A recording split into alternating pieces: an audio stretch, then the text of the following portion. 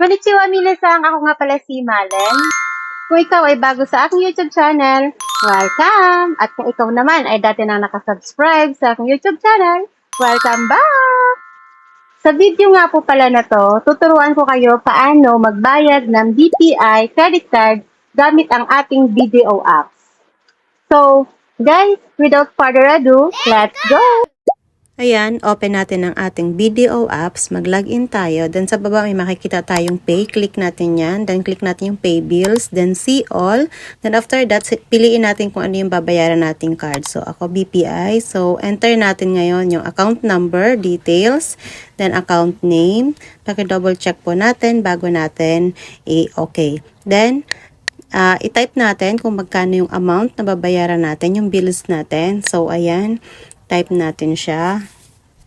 Then, paki-double check po ulit. Then, after mo siyang ma-enter, click mo yung pay from, then, pay.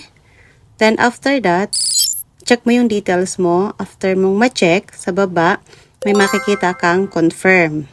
I-confirm mo na kapag sure ka na. Then, after that, i-okay mo lang siya.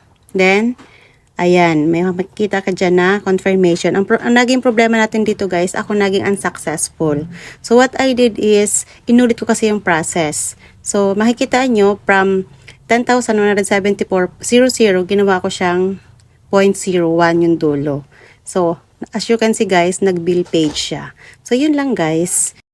At kung ang video na to guys ay nakatulong sa inyo, please don't forget guys to click the like, subscribe, and also the notification guys para ma-notify kayo sa mga next video na gagawin ko. At kung meron pa po kayo guys, tanong or gustong matutunan, please don't forget po na mag-comment po kayo sa baba para magawan po natin ng next tutorial. So yun lang guys. God bless!